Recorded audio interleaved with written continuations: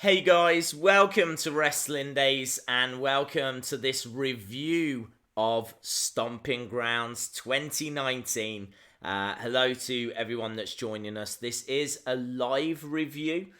We've done these in the past and I really like doing them because we can obviously get live thoughts and reactions from people. But also, there's so much to go through. It's worth going through now whilst it's still fresh in my mind. So I've got all the results on screen. I've put the match of the night, the moment of the night, my overall show rating. There's some big things that I think need to be covered. Obviously, no Bray Wyatt, which I know is going to upset quite a few people. But to be honest, I was quite pleased at the fact that Bray wasn't on this show. So yeah, I'm a little torn because I did want a tease. I did want something backstage or just something, but I didn't want him. I know a lot of people watching wanted Bray to be like the special guest referee and things along those lines, but I really wanted a little tease, just a little glimpse of him, or maybe like rumours that he'd been spotted. And then people would be excited for Raw. The problem is there's no talk about Bray right now. So unless they're going to do something tomorrow to get people talking, then is anyone expecting Bray on Raw tomorrow? I mean, I'm hoping we get Bray on Raw tomorrow, but there was nothing on this show that suggested that we were going to get Bray tomorrow. So yeah, maybe that's a little bit of a downer. But we'll go through everything because there's a lot to talk about. These matches aren't really in any kind of order, so let's just go through them. So Daniel Bryan and Rowan against Heavy Machinery. I actually thought this match was alright. Loved the promo on the kickoff show from Daniel Bryan. It was very passionate, talking about how WWE aren't taking the tag division seriously, how they're not taking Daniel Bryan and Rowan seriously, and I agree. You know, it's hard to disagree. The state of the tag division, it's an absolute mess. So it's great that you've got someone like Daniel Bryan in the tag division as a champion that's, you know, trying to kind of rejuvenate it. So this match I thought was very strong. I really like Heavy Machinery. They didn't do really that much down in NXT. It's not as if they had like any kind of lengthy championship reign down in NXT. So to see them on this show going toe-to-toe with the likes of Daniel Bryan, who's a fantastic wrestler, and then the power and the size of Rowan, it was a real test for them, and I was really entertained by the match. There were some really nice moments in it. I think Otis is just a megastar. I've got high hopes for him because he's got a great connection with the crowd. Maybe not this crowd because they were going crazy for Daniel Bryan. This was in his home state, so it was like a homecoming for Daniel. But even so, when Otis did the caterpillar and dropped the elbow, Otis was still getting cheers. So it shows that had it been a bit more of a favourable crowd, then the crowd would have just absolutely loved Otis. So yeah, I think they've got great potential. I think it's right they didn't win the titles. We kind of went through this on the predictions. The fact that I don't think Heavy Machinery should get the titles this soon. So make them work a little bit more. But ultimately, they absolutely should. And as tag teams go, I think they're one of the better tag teams on the main roster. So, yeah, I think it was good. Next, we got Tony Nese versus Akira Tozawa against Drew Gulak. This was a triple threat for the Cruiserweight Championship. It was on the kickoff show, and Drew Gulak won, which, you know, I didn't predict. It's the only prediction I got wrong. The only match that I got wrong prediction-wise was this Cruiserweight match. I thought they would keep it on Tony Nese. Tony Nese has been doing a great job. Maybe Tony Nese is going to get called up. Maybe Tony Nese is on the move because I don't know why you would take the title off him. He's done a brilliant job. And this was a brilliant match. Like, honestly, this cruiserweight match was better than the AEW cruiserweight match. Now, because I've said something negative about AEW, there might be a few people out there that don't respond very well to that. But I'm just being honest, this match was better. I watched AEW, I watched this. This was a better cruiserweight match. And the 205 Live, and the cruiserweights, they tend to steal the show. I was really tempted to put this as the best match of the night.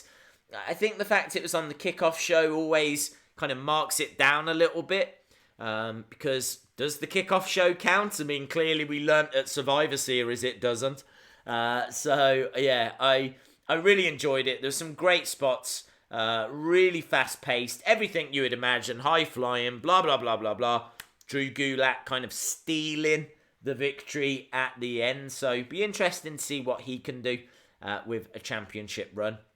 Next up, though, New Day against Kevin Owens and Sami Zayn. This was my match of the night. There was a few things that rivaled it, mainly the Samoa Joe Ricochet match, but I've gone with New Day against Kevin Owens and Sami Zayn because this had no right to be match of the night because it wasn't for any championships.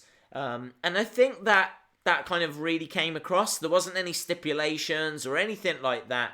It was just like four guys that went out there and just put on a fantastic match. It was really good. They kept Big E out of the match for quite a while. So you're waiting for him to get that hot tag from Xavier Woods. When he finally comes in, he starts going crazy on everyone. But then you've got like Kevin Owens and Sami Zayn that know each other like brothers, working so well together, hitting some big moves. You got some false finishes. It was great stuff. It was a great match. So really enjoyed that. But Samoa Joe Ricochet, I would say that ran it real close.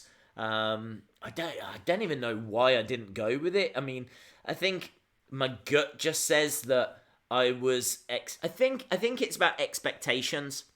I was expecting Samoa Joe Ricochet to be a great match because it was for the United States Championship. This was a big opportunity for Ricochet. We all know what Ricochet can do. So I think for those reasons, I was expecting that match to do well. But New Day versus Kevin Owens and Sami Zayn, they've got potential, but are they going to turn up? Are they going to give their all? That shouldn't really ever be doubted because they absolutely did. And for me, they had the match of the night. But just going back to Samoa Joe versus Ricochet, I thought there'd be a title change here. I fancied a title change. Really interested to see what Ricochet can do with that United States Championship. A few people in the chat saying it'd be great if he brought back the US Open Challenge. I would maybe go a little further and rather than have people come in to him, why doesn't he go to them?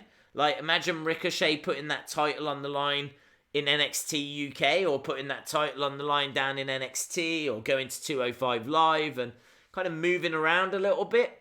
It's hard to know if he's allowed to do that, but there's the whole wild card thing, and I'm pretty sure WWE make up their own rules as they go along anyway, so I don't know. I mean, like, a US Open Challenge would be cool, but I want Ricochet to have his own thing.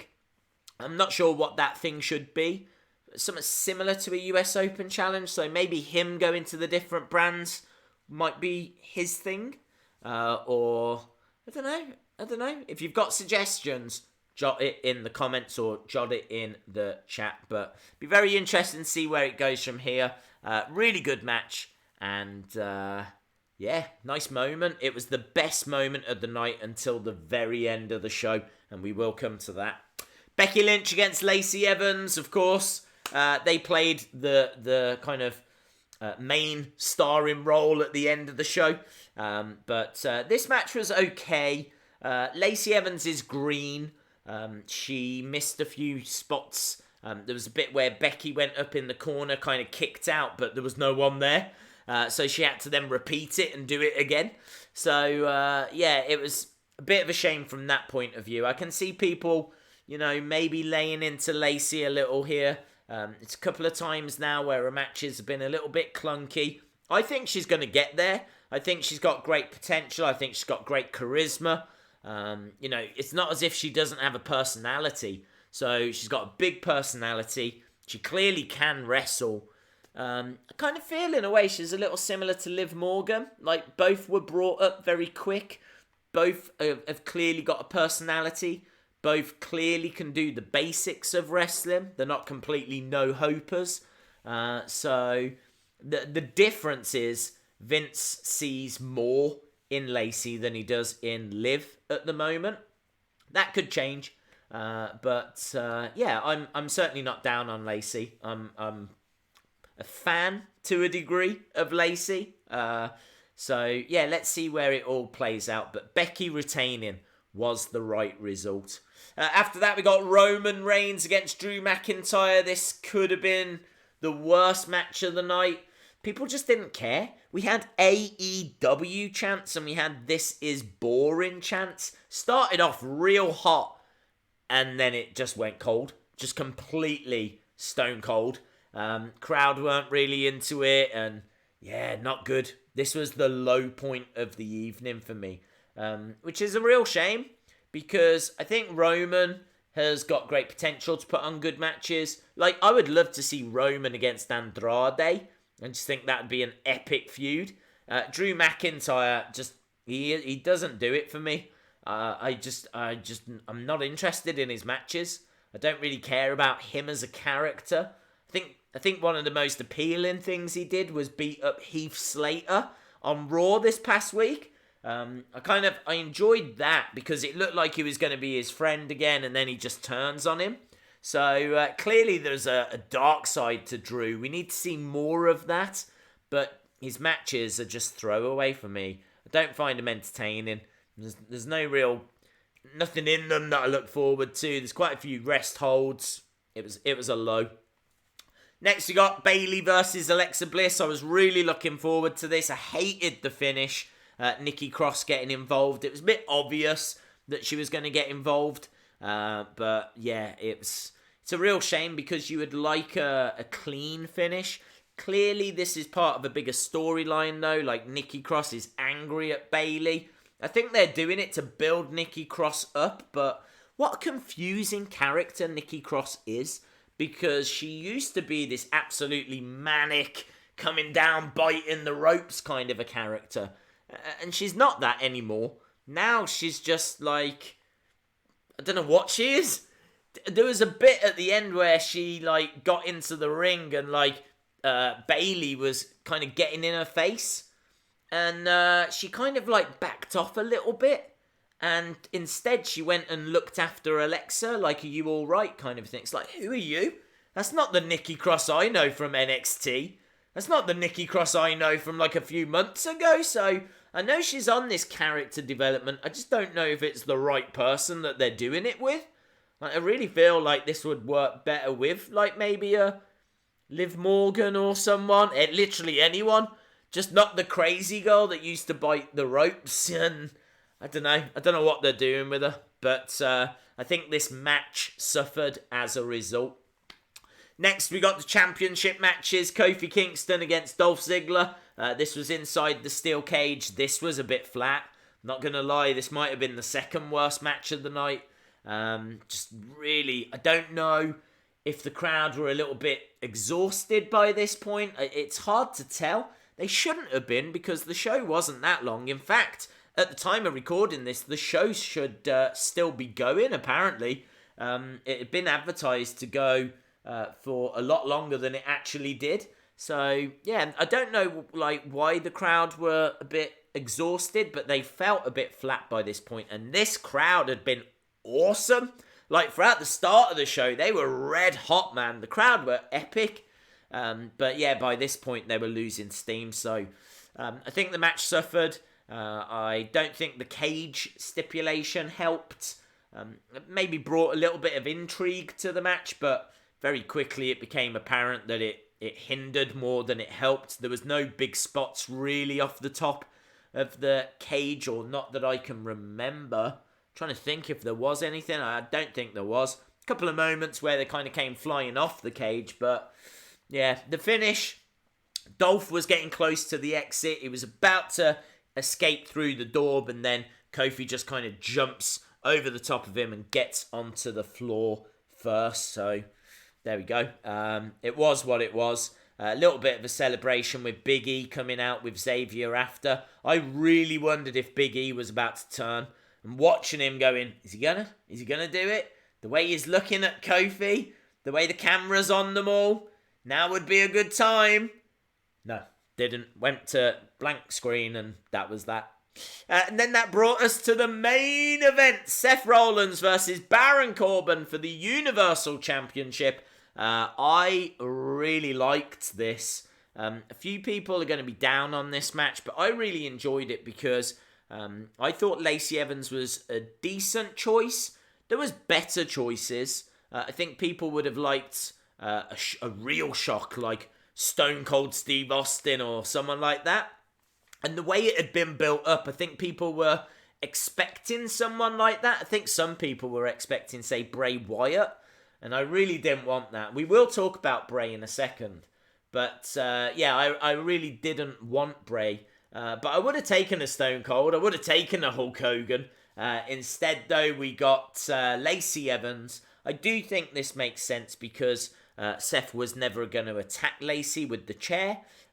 Clearly, Lacey's in a feud with Becky. We all know Becky's in a relationship with Seth. It made sense. Like, it wouldn't have made sense for Baron to have chosen Brock because Brock would turn on Baron the second the match was over.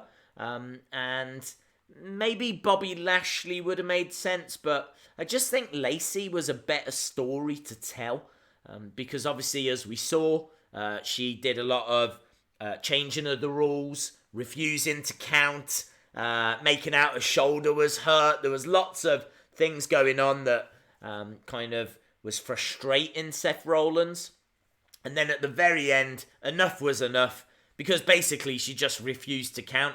Becky came charging down, got a really good beat down at the end of this. And then, of course, a substitute ref had to get involved. 1, 2, 3. Seth wins. And really the moment of the night, I mean, we've seen Seth and Becky together at pictures and, on network shows and everything. But to kind of see it and to see them together, I think Becky even, patted Seth on the backside. And, she opened the ropes for him and... it was really nice. We were saying in the live stream, kind of really felt like Macho Man and Miss Elizabeth kind of vibe, like WrestleMania 7. And there's people, wrestling fans in a live stream going, kiss, kiss, kiss, kiss. Like, what is going on? I mean, I fully appreciate this is not for everyone, but I'm pretty sure even wrestling fans enjoyed WrestleMania 7. With Miss Elizabeth finally coming back to the Macho Man. And I know this hasn't had any kind of a build or anything like that, but you're talking about two of the biggest stars that are in a relationship, and WWE can definitely make money from that. WWE are definitely going to make money from that. So it was nice. It was just a nice end. So, I've got to be honest, there weren't really many shocks and surprises. As we said, kind of predicted everything other than the Cruiserweight match. No Bray Wyatt, I suppose, was the big surprise. I would have liked a little tease, but in a way, I'm just glad that we didn't get some stupid, let's throw him on the show just so, we've got something. They're taking their time. There's clearly a plan here. They're clearly doing something with him because they could have had him as guest ref. They didn't. They could have had him backstage doing something. They didn't. So there's clearly a plan. Well, hopefully there's a plan. So we'll have to see if he turns up tomorrow on Raw. Obviously, AJ and Ricochet backstage as well, so it looks like we're going to get a little feud there. AJ was with Gallows and Anderson, which was really cool. And we have to talk about the fact that half of this venue was roped off. Half of the venue was kind of covered over, which is a big talking point. The fact that they struggled to kind of sell tickets for this show. But, yeah, you know, we'll have to see. We'll have to see if they can do better next time. I actually don't know what the next pay-per-view is. Part of me thinks it's Extreme Rules, and that might struggle. That's another kind of B show, isn't it? You know, it's not SummerSlam, for example. So we'll have to see. But I thought overall this was a good show. I was feeling like an 8 for the majority, but then we got to that Roman match, and then we got to the cage match, and even the crowd were, you know, saying this is boring, and I'm feeling like a 7 to 7.5 now. Probably leaning more towards 7.5, but let me know in the comments in the chat what your scores are. See Wrestling saying apparently there were people outside for free tickets which WWE refused to give. I wonder why. Why would you do that? Because you could make money from merch. So why would you not let people in? Perhaps it's because like it had already been roped off and the kind of black kind of like cloth had already been put up, the screen. So perhaps they just weren't going to take that down. KJ says 9. Future Marine, hello my friend, says 9. Bryan, is that Bryan Davis says 7.5. Metro Man with a 10. Jazza89 says 6. Tony says Becky. So is Becky his manager? No, they're in a relationship. They're actually dating. They're going out. They're partners. So she was always going to come down and help him. But she's not his manager or anything. But they're just there for each other. And as we said, you know, you're definitely going to see a lot more of that. Those two are money together. So you got to know that WWE are going to do everything they can to milk that cash cow. Jim Gore says 8.76. Young Boy says 8. Mark Williams says 8. Did Bray show up? He did not. So yeah, look, I thought overall, and I can see a lot of people agree, it was a decent show. I mean, I'm not going to get carried away saying it was outstanding. This for me is not like a 9 out of 10, a 9.5, or a 10 out of 10, or anything like that. But in many ways, it's a shame that it lost its steam. Certainly around the Roman Reigns match and that cage match as well. For me personally, it started to fall away. I think the Bayley-Alexa Bliss match as well didn't quite live up to expectation. The end of that was frustrating. Maybe the Becky-Lacey match was clunky and Lacey kind of missed a few spots. So I think for those reasons, it just held it back. But I think for a night of entertainment on a show that many people was going to say was going to be trash, the fact that we can sit here and say it was solid, it was all right, it was good, it was decent, I'll take that. Awesome, guys. Thank you so much for watching. I really do appreciate it. If you enjoyed the video, give it a like, hit the subscribe, blah, blah, blah, blah, blah. But more importantly, I hope you join us tomorrow for our Raw live stream, because maybe we will see The Fiend. Who knows? He wasn't here tonight. He might be here tomorrow.